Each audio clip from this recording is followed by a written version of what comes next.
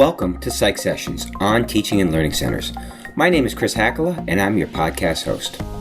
In this series of conversations, we speak with folks who have made the leap from a traditional faculty member position to a role in a center for teaching and learning. The conversations focus on how individuals moved from faculty to a center and how that move impacted their work, their career trajectory, and their personal and professional identity. Along the way, we talk about tips, advice, and challenges that come from working in a center. Sit back and enjoy these chats on Psych Sessions on Teaching and Learning Centers.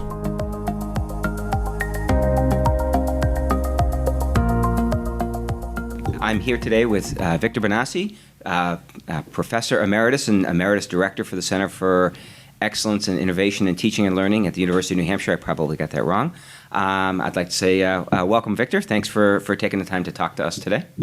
Thanks, Chris. Happy to be here. I would like to start this by saying this is a bit of an anomaly and an odd situation for me as I sit here in a room that was my office when I was a graduate student, talking to Victor, who was my professor when I was in graduate school, teaching the course that we'll talk about in a little while, that I fretted about while sitting in this very same spot. So it'll be an interesting conversation. So, Victor, I really appreciate you taking the time, and I do want to start with some sort of structural issues of how we're going to go through this, and that is we're going to talk a little bit about your background. We're going to talk a little bit about your identity and what's happened to your identity over the course of your career, and then we're going to talk a little bit about some advice.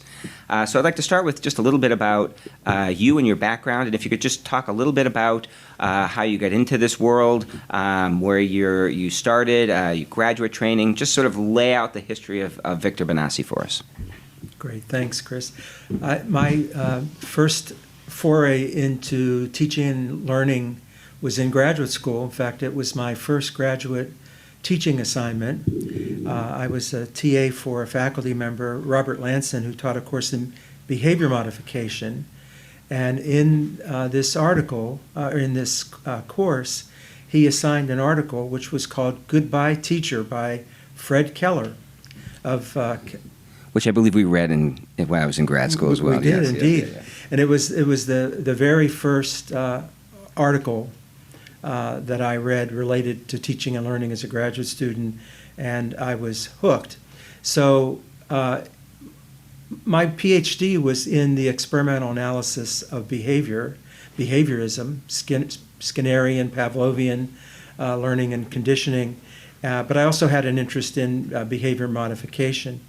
But as far as practical exposure to teaching and learning, it was being as a graduate assistant, but also as a teacher, where I taught a course in introductory psychology in graduate school, much like you did, of course.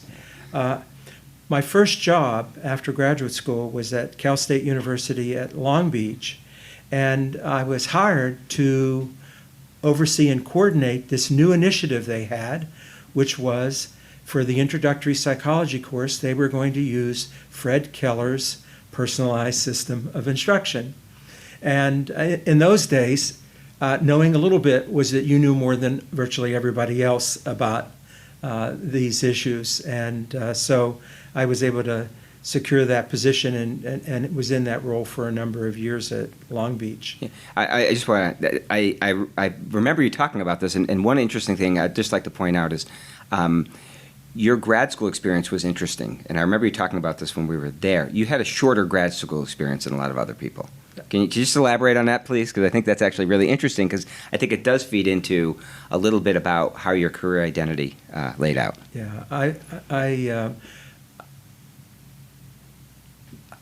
it's not, I'm hesitating. Yes, a lot of people say, I love New York. I wasn't one of them. Mm-hmm. And so I actually spent 2 years at CUNY. And then I finished my dissertation work actually when I was out at Cal State, Long Beach. Yeah, I think it's interesting because I think that does shape what happens your first couple of years out of grad school, when you have this different kind of experience and you were working on your dissertation. Right. So I think that is interesting. And then you were put in charge of this project. So right. I think it must have been an incredibly busy time to try to navigate all that. Exactly. Yeah. So when I was in charge of this PSI program at Long Beach, as you know, there you have if it's a big course, you have an army of tutors or peer tutors. I'm not sure what we called them in those days, maybe mentors, something like that. And we met once a week in an academic course called The Psychology of Teaching. And I taught that course and tried to pull together resources for it. And as you well know, there wasn't a lot around. There was a lot of advice, like there is now, a lot of advice, but not much in the way of scholarly work. But I did develop this. And then in the early 1980s, there was an opening here at the University of New Hampshire for a position to be a faculty member in the psychology department, to do all the normal things that faculty members do related to their research area and teaching courses, but also, and this was unique in those days, is that UNH had developed in the late 60s a PhD program that focused on preparing PhD students in psychology for faculty positions explicitly, and that in addition to the usual research training and experience, which, as you well know, you had a lot of, is that students in the program took a year-long seminar and practicum in the teaching of psychology, and that in the first 2 years they did a teaching assistantship position, and then in their fourth year, after they did this year-long practicum, they began to teach a lower division course in their content area, in your case, some version of cognition, language, perception, and thought, something like that, maybe, in those days. Cognition, language, and thought was the name of the course. Right, cognition, language, and thought. And so the whole experience of 4 years was coordinated around learning your academic discipline, your research expertise, and this teaching practicum. So I applied for that job, and there were several people who were interviewed. We were probably the only 3 people that knew anything in a formal way about teaching and learning. And so anyway, I secured that position, and then came to UNH and developed over, a 20 or 30 year period this seminar and practicum in the teaching of psychology. And there are lots of permutations that have come out of that, which I can comment on. So what year was that? I came to UNH in August of 1982. 82. So I got here in 1990. So that program had been running for years prior to that, but you came in and made some changes.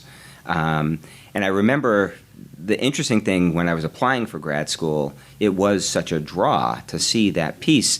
And I like to tell people that I read D. Fink before D. Fink was actually D. Fink, because you had us read it. And I read McKeechee a long time ago as well. And I think that really did set up a knowledge base that I walked away from that practicum and the seminar with a deeper understanding. Not to undersell the fact that, and I'm going to put Victor on the spot, and he probably doesn't remember this because he's had so many experiences, but he had to observe us teach when we were graduate students. And Victor, I don't know how much you remember about that, but it was a pretty painful experience and scary as hell. But I will say, and I don't know if I've ever shared this with you, but I still have the video of me teaching from October of 1992 that I can share with you. And I can just say that I had spectacular hair and an astounding mustache at the time that I no longer have. But it was a great experience to go through that, because it was really learning about teaching from the material we read and then applying it in contexts simultaneously. So we'd go to the seminar and talk about it and go into class and teach. And it was a really, really terrific experience, but scary. It was really scary to walk into that classroom. And I think that a lot of people walk into the classroom the first time without ever teaching, and they're scared for that reason. I walked in scared because I knew I should be able to do a reasonable job. I also knew that you were going to watch me 3 times. But it was scary because I wanted to do it well. And I think that that's a really interesting piece of it.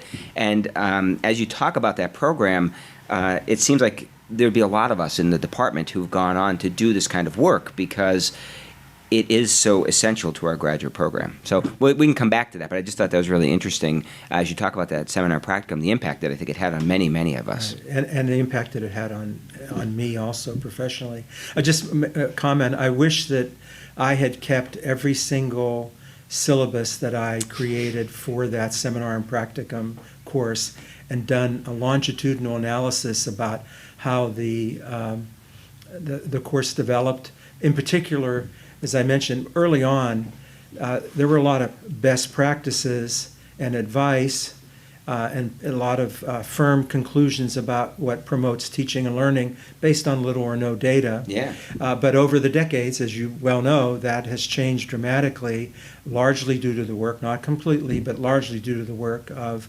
psychologists. And I know the syllabus reflects that, and I have them on my computer from more recent years. But in the old days, there was something called a typewriter. And that's how you would hand your handwritten syllabus into a person in the department who would type it on the typewriter.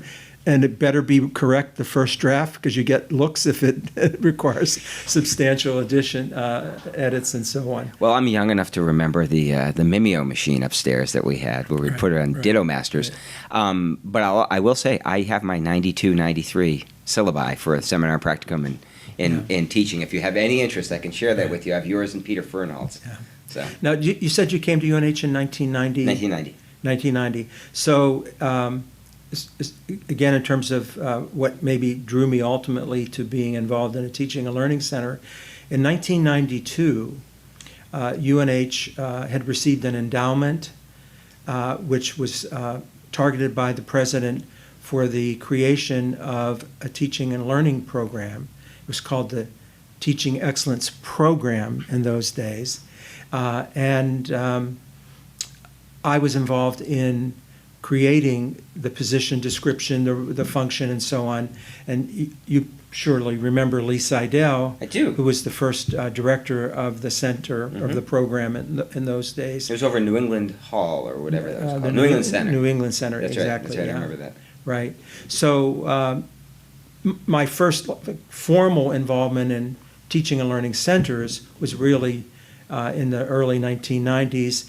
And I served as the faculty advisor or the advisor to the Teaching and Learning Program Advisory Committee for all of the years until I moved into academic administration in the provost office. And so right there, that is when I really began to be connected with our Teaching and Learning Center.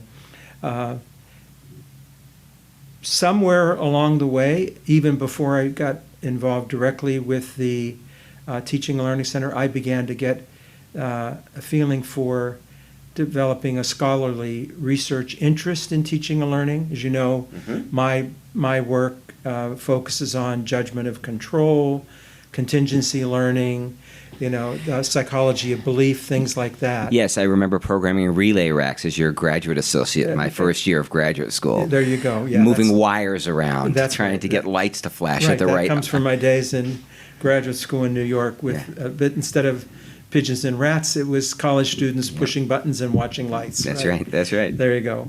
So I developed this interest, and one of the areas that I became interested in initially was something called the testing effect. And even though the testing effect was first experimentally studied back in like 1903, 1904, is that largely due to the major scholarly paper by Roediger and Karpicki on the power of testing. So anyway, I got really jazzed about the testing effect and retrieval practice and developed that as a teaching and learning interest. So back in the 2006, 2007 area, the then director of the center, Lee Seidel, decided not to retire from the university, but he had been the director from the beginning, and he wanted to move out of that role. I had already been in an administrative position in the provost office, went back to the psychology department, and I yearned for administration again. Oh, I yearned for administration again. And so I applied for and received the position of Director of the Center for Excellence in Teaching and Learning. Started in January of 2007 and left that position in May of 2018 when I became a professor emeritus at UNH. I'm still involved in the Teaching and Learning Center through a grant that I'm the co-PI on what we call the Student Cognition Toolbox. But my day-to-day involvement in the center and the university is finished. now can I just ask, because we're going to move into the next sort of topic in a minute, but I wanted, so when you moved into the center, did you maintain affiliation with the psychology department? I mean, I know you kept your title Professor of Psychology and probably tenure, so that if you decided to return, you could. But did you continue to teach at all? Did you have any part in the day-to-day operations of the department? Because the nature of that, it was called a faculty director position in those days. The faculty director position, it was essentially a 2/3 time position, or what I like to refer to as the 2/3 time allocation, the full-time behavior. So I continued to teach, I think, usually one course, an academic term. I served on committees in the department and in the university. In fact, many of the committees, this, in terms of advice about what it's like to be a director or involved in a teaching and learning center, is that there's a lot more than working directly and only on teaching and learning. And a lot of that includes involvement in college and university-wide committees. And I did that. And then I continued to have PhD student advisees that did research. That's right. So Kathy Overson. Catherine Overson, Mike Melville. Oh, Mike Melville, that's right. And others who have gone on to teaching and learning positions themselves. And what course did you teach when you were teaching? Well, in those days, it would have been probably once I became director, I no longer did the seminar and practicum. That other people moved into that role. Which must have been a tough course to give up. Yeah. You seem to really like that course. Yeah, I did. I taught a course on the psychology of belief. I taught a course on a statistics course, a doctoral course on meta-analysis. I took that course in 93. For me? From you. I took that meta-analysis in 93. I continued to do that. A seminar in psychology of control, that kind of thing. Okay. And so as you moved into the center, you did technically 2/3, but it was really a full-time job. And how did that impact? And maybe it didn't. And I guess I want to ask this question because this really is a personal response from a lot of different people as I've talked to them. Did it have an impact on the way you perceived on campus by the department, by other faculty? Because oftentimes you move into administrative positions, and you know this because you were a chair, you were in the provost's office. It does change people's perception of who you are and what it is you do. And I'm just curious if this role in particular had any kind of impact on the way you were perceived by your fellow colleagues within and outside the department. And outside the university. Outside the university. As well.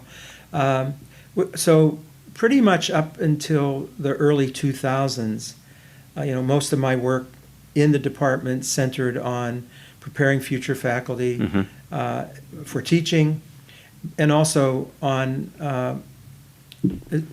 my work in psychology of control and that research interest. And because from the day I arrived at campus, I was identified within my department as somebody that was coordinating this focus of our doctoral program. My identity, right even from the beginning, was clearly there. You may know, I'm sure you do know, that soon after we started the Teaching Excellence Program, Lee Seidel and I applied for and got a U.S. Department of Education grant to develop a master's in college teaching and a cognate in college teaching, which was based on the state of research at that time, which of course has grown. So I already had this identity within the department, somebody that knew something about this. And so when we went to the college and university level, we had a great deal of success, and it was not anything that was particularly perceived as weird or strange. In fact, it maybe may even made sense to people. Oh, this is a psychologist. They're supposed to know something about cognition and teaching and learning, and even the social aspects of teaching and learning. So that was a smooth transition for me. Yeah, and that Master's of Science and Cognate, I won't say as bitterly as I feel, but you started a year after I was eligible for it. So I did not qualify to be a part of that program, but the group below me did. So, it's fine. It's fine, Victor. I went to it's the mat fine. for you, Chris. And, I even offered to resign. Yeah, and then I thought about it for a while and said, I'm not I would have thought more of you, Victor, but I'll let it go. Okay. All right. But no, so that's interesting. So that you and that speaks to this whole notion of a personal identity, because I do think that because you already had a lot of sort of irons in the fire on campus with regard to teaching and learning, both within the department and across the university, people just did see this as a natural outgrowth. And I think that's fantastic. And you were able, I think, and I don't want to speak for you, but this seems to make sense, that you were able to define the teaching center in a way that made sense to you, and people thought this is what teaching centers are. But as you know, and we'll talk about this when we get to advice, the teaching center at UNH is different than a lot of other teaching centers around the country. They do different things. And I think that when you mentioned before it didn't seem weird, there are places where a teaching center comes in and people do perceive it as weird or it is encroaching on their academic freedom. And so I think that the way that you were able to move into this position was really advantageous for you and what you had already been doing. Right. I agree. And our program, I mean, it may be less different now much less different now than it was then. But from the beginning, we did have a sort of a very explicit focus on student learning, promoting student success. Okay, what do you need to know to be able to do that? And so we, right from the beginning, began to glean what we could from research literature that could be applied, but also did our own research. And so one of the emphases of the center then, and even more so now, is that we have a science of learning focus. And we do research with faculty here at UNH within their courses that we're trying to answer questions about what kinds of interventions are going to be most successful in promoting the student learning outcomes that who wants, that the teacher wants, who wants, the department curriculum committee wants, and so on. So we don't define the agenda. What we do is say, if you want to achieve this, here's what we know, or maybe we don't know yet, but here's work that we can do together. All the involvement in the center, sure same as you, is voluntary on the part of, and by the way, we work with faculty, but we, of all categories of faculty, clinical faculty, tenure track faculty, lecturers, research faculty, but we also work with graduate students related to teaching and learning. But there are lots of offices on campus that are interested in the resources and expertise of the center, like the general education program, like the undergraduate research program. There are always committees in the faculty senate. Like I like to joke is that every 3 years we're working again to come up with a new method for student evaluations of teaching. So I've served on more committees on that topic. I mean, if you look at my Vita, it's like a string. Like, he just kept typing the same thing over. No, everyone was different.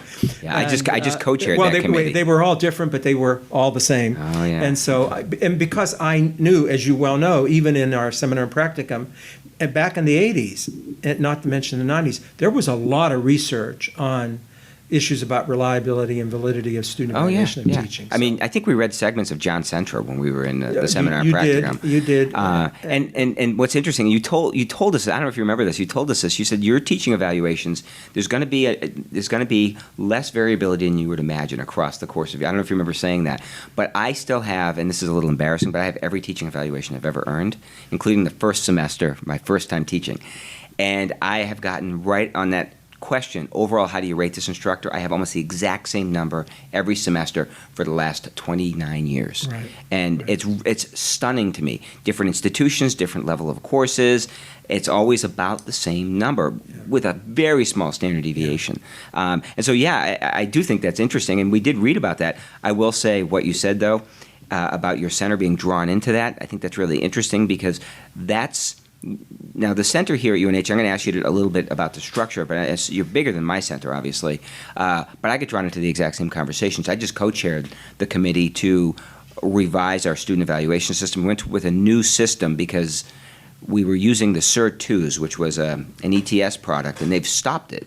So we went to a new vendor, and we were allowed to develop our own questions.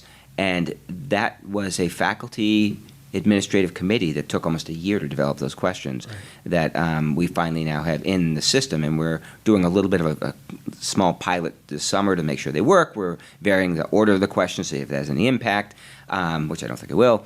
But I think in 5 years we're going to be doing it again because there's always controversy over that, and that's what centers end up getting drawn into. Exactly, and a lot of that can be very valuable depending on how it's dealt with and addressed, but anyway. Yeah. Well, how's your center structured?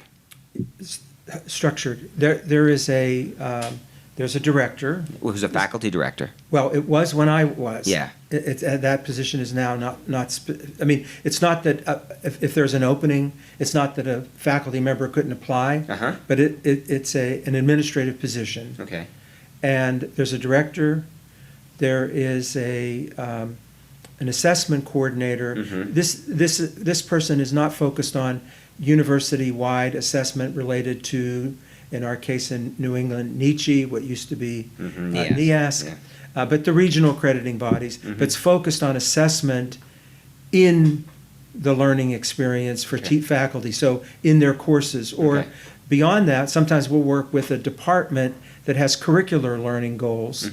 And that we work with them to address the question. Like we're working right now with a department in the Health Sciences College where they have been experiencing academic challenges, we'll say, on the part of their students early in the program, and that they're engaging in very ineffective and inefficient study strategies. Surprise, surprise. Yeah.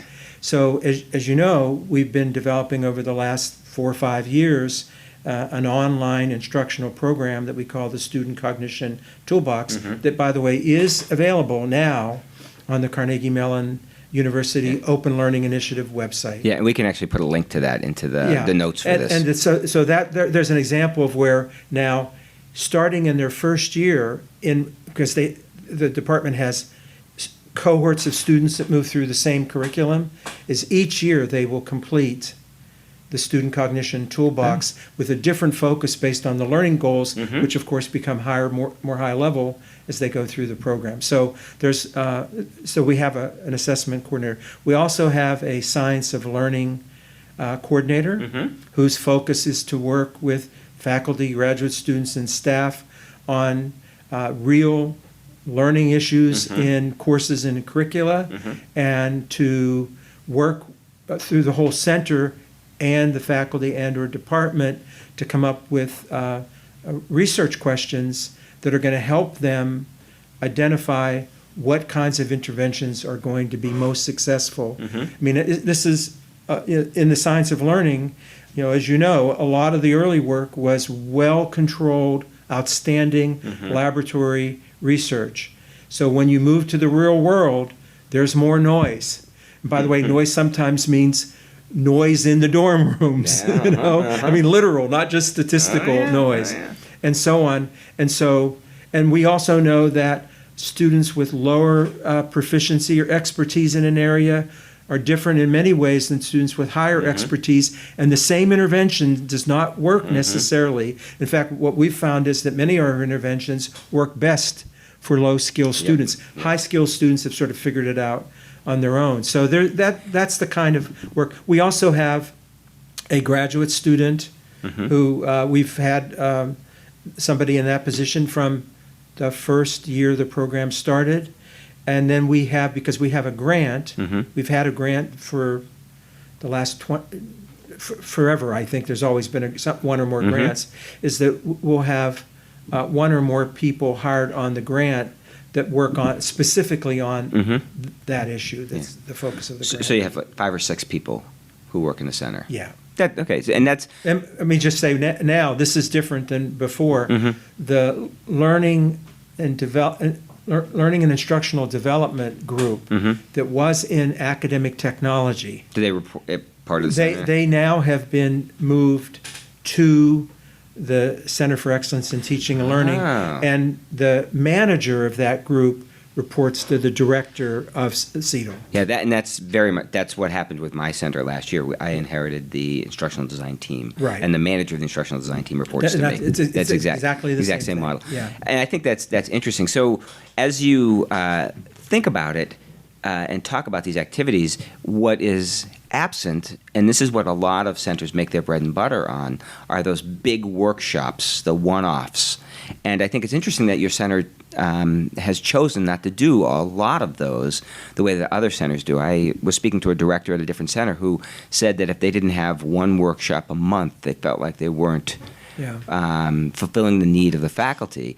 And I'll just say I've been more in line with the model of UNH, where I run some workshops, but I do a lot more work on a one-on-one basis with departments or with faculty to try to help them identify. The center does workshops, and they often focus on an integrated theme, for example. Yeah. So there might be a series of 3 that have activities, and the goal of each of those doesn't happen for all the people involved, but the goal of those is that at the end, there's going to be something that they can do, the faculty, graduate students, staff can do, that they can then work with us in a more intensive kind of way. Yeah. So we have a number of these thematic workshops. We also bring in expertise from outside the department. I mean, we have people that are not formally involved in the center that also contribute. But you're right. I mean, we do have a focus because of the science of learning focus. We do have a focus on working in an intensive way. I mean, obviously,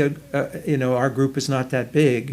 I keep saying our group is the group. I'm no longer formally involved in the group, but once the director of the center, always the director of the center. That's right. Okay.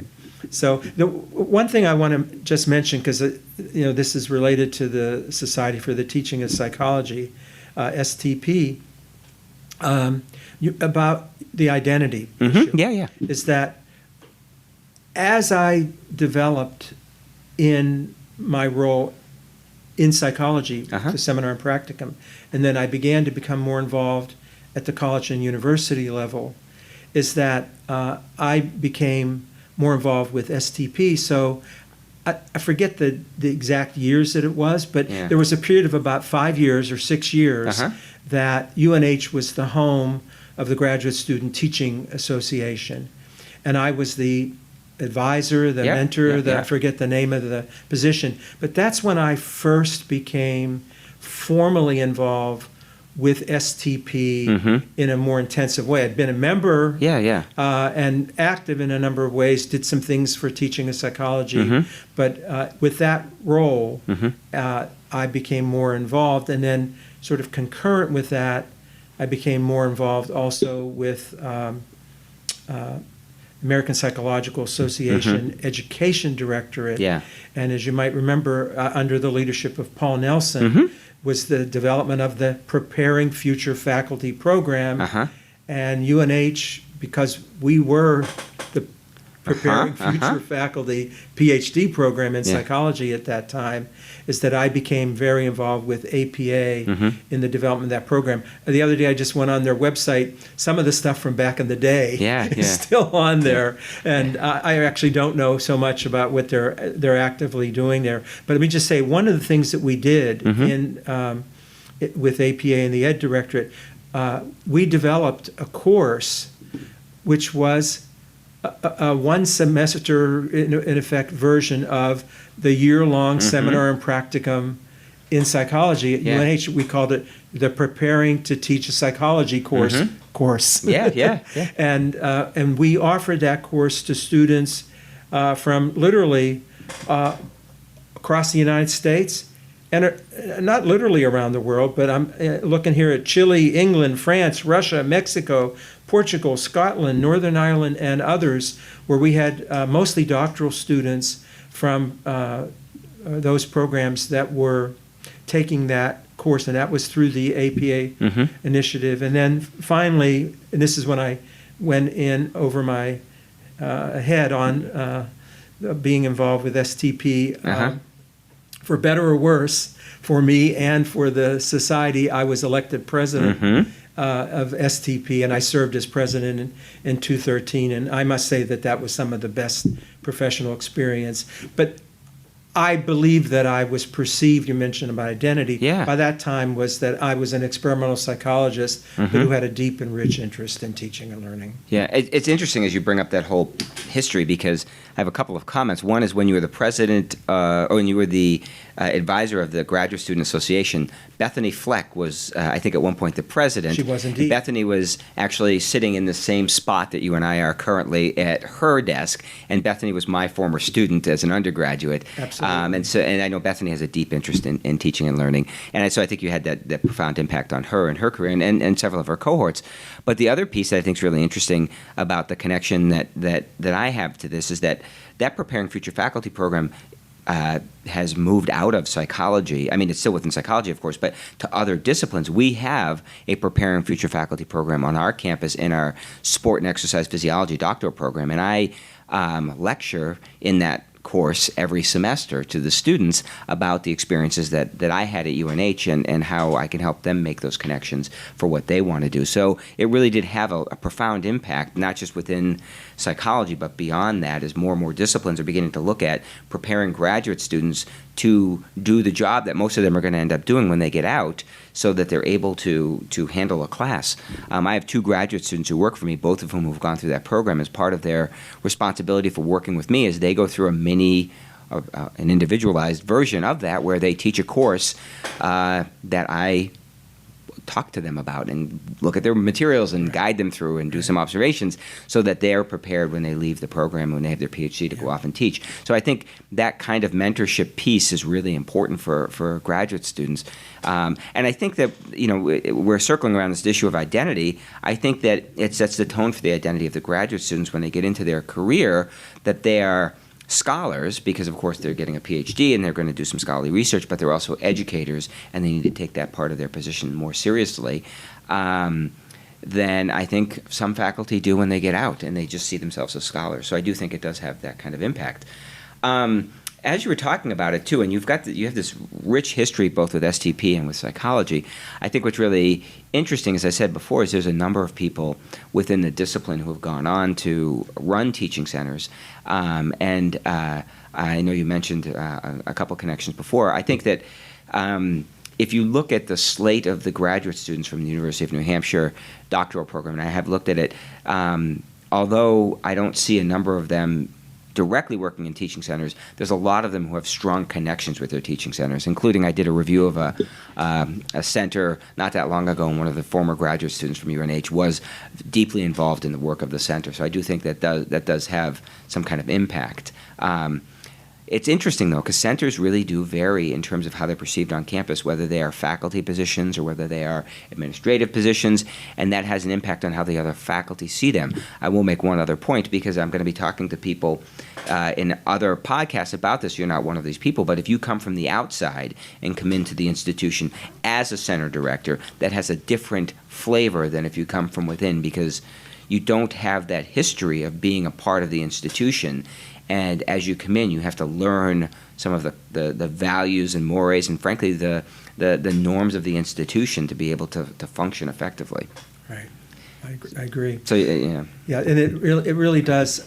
My view is that ultimately it really depends on the person. Yeah. I mean, if you go to an institution that has had, a faculty member from this department for 3 years and a faculty member from that department for 2 years, and that this is somebody does that job, and you come in as a professional who is not in a faculty position, had maybe what it is an institution where you were an associate director in a professional position, is that surely there could be perceptions and biases and expectations, but ultimately I think it depends on the person.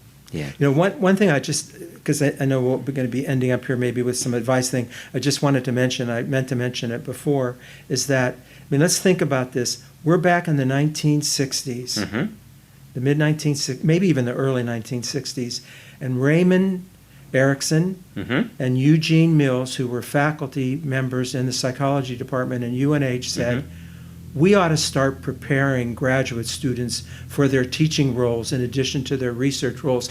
They applied for it and received a grant from the National Science Foundation. Amazing.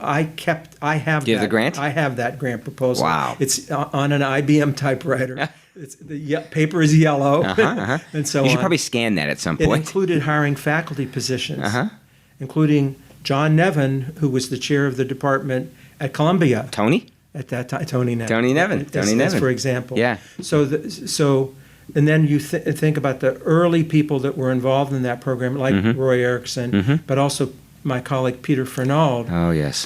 For many decades, he and I sort of coordinated one semester or the other semester. So I just wanted to give a shout out to those folks. Yeah, and of course I mentioned Peter before. I had Peter second semester after I had you for the seminar, and it was a different take.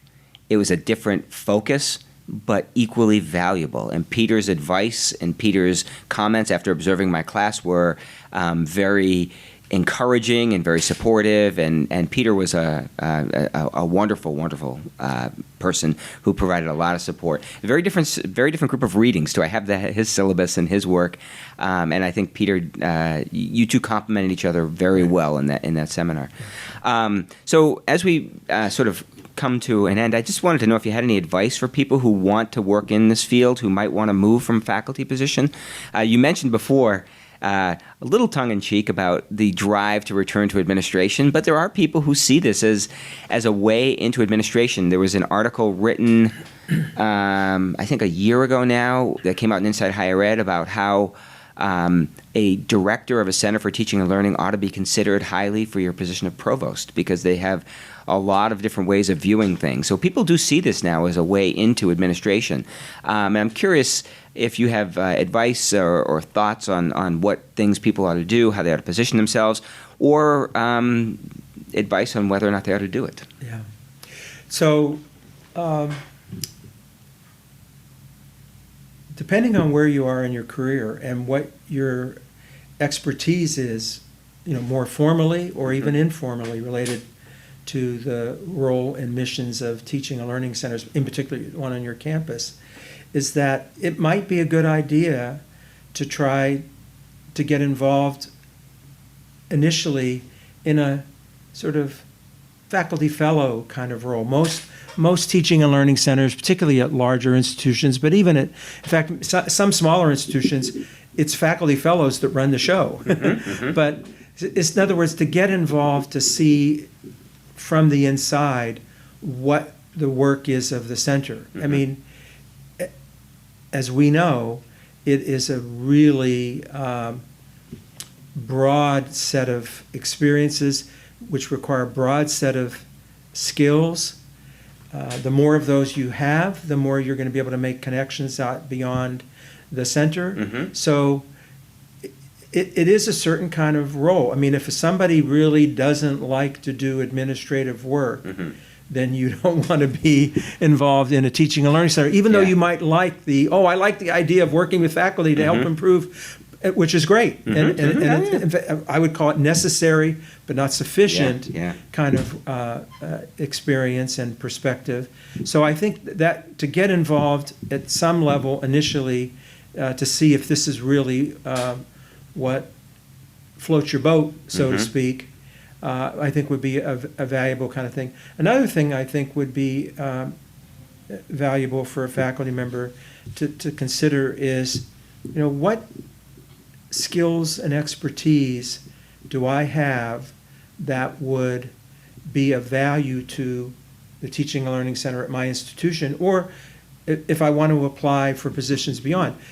It's unlikely that somebody who has no experience with a center is going to be able to leave their psychology department at, say, the University of New Hampshire and apply for a director or an associate director position at pick your favorite university outside, because you look at the job description, and for those administrative positions, it's going to say 3 to 5 years worth of experience, 5 to 7 worth of progressively responsible experience, and so on. Budgetary oversight. That's the big one, the budgetary and oversight. that's, of course, that's what I mean in terms of, because the skill set is not like just, I know a lot about psychology, I know a lot about cognition, I'm perfect for this job. But my view is those are really critical skills. I want more directors to have a knowledge base in that area. But there are these other things like managing people, like the budget, dealing with an extremely diverse set of people and so on. So you start off smallish in your own institution if you can, and then move on. Now, I mean, a number of the people that I know about and that you know about who have gone into administrative position in centers, at least initially, started at their own institution. So that what I'm suggesting, I think, is the common path. That's really, I don't know if it might be unique. I don't know of anybody that went from zero to being a director of a center. Maybe they moved to a college or university where they had a role and then moved into something. Yeah. I think you're right, and I think it is interesting. You gain the experience, and the administrative piece, I think you can't undersell how important that is. The managing people and the ability to understand your role on campus as someone who is an advocate for faculty and student learning, yet you walk the line. So as an administrator, I have administrative responsibilities, but as an administrator, I also recognize I'm not going to be effective with faculty if faculty think I'm going to run to their dean if they come to me with some kind of pedagogical issue. So I have to be incredibly aware of those issues on campus. And then, of course, the budget thing and the managing people thing are things that you just learn over time as you do it, that may not be the center of your skill set, but you can manage it, and then you can apply your skills in other places that you really feel valued. But I think that as centers grow and you have more than one person, you can really diversify, which I think your center has done really well. You have a SOTL person, you have a graduate student who runs projects, and I think that kind of model is one that's really going to become, I believe, more dominant, even at small schools where they'll have a center director and maybe a couple of faculty fellows who run programs, because it becomes a lot very quickly, especially if you're effective. And that's, I think, a problem that UNH has had, and I say problem in quotes, is that as effective as you become, the demand becomes higher, and that taxes your human resources. But I think the advice is good. I mean, you need to get involved and see what it's like, and talk to people on your campus, and find out that your passion for teaching might not be all you need to do to go into this field. So, any final thoughts you'd like to say about your career in this field, your experiences, things that you've really liked, things you miss now that you're? I mean, you say you're retired, Victor, but you got a grant after you retired, which I think is not fair. You're running this grant, and I can only guess that your Davis grant's up next year, and you might be considering another one. What advice do you have for people? I know you love this. My role has gone down. I'm a co-PI now. Oh, you're just a co-PI now. Okay. Yes, and so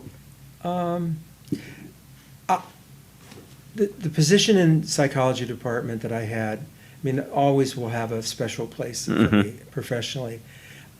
At the same time, being the director of the Teaching and Learning Center here at UNH for 11 years or so is pretty much at the top of my list of professional experiences. Yeah. Because what it did was it allowed me to take, you say, this passion that you had, but also to put it into practice in practical ways, but also to get more involved externally beyond the university. It's been something, I mean, I've met and gotten to know quite well a lot of amazing people within STP, but also beyond STP. That just wouldn't have happened otherwise. Yeah. Because as you know, I'm a shy person at heart. I do know that. I do, and I actually appreciate you taking the time to talk to me today. I will put out one plug, and that is for the book, the 2014 book that you edited, along with myself and Catherine Overson, and there's a new version of that book that'll be coming out in 2022, I would imagine, which is a lot longer than the first book with more chapters. And so that work is being shared with others. And we'll put a link to the 2014 book in the notes for if people want to look at it. It's a book on science of learning, and it has a lot of the people who have done science of learning work in a variety of ways. And then the new book will be put out by STP again in 2022. But Victor, thanks for everything you've done in your career to help teaching and learning, to help these centers run. I really appreciate it. I appreciate you taking the time on this summer day. I will say this was done in person, which was really nice, because coming out of pandemic, it's nice to actually see people face to face. But thanks, Victor, and take care, and hopefully we get a chance to see each other again soon. Thanks, Chris.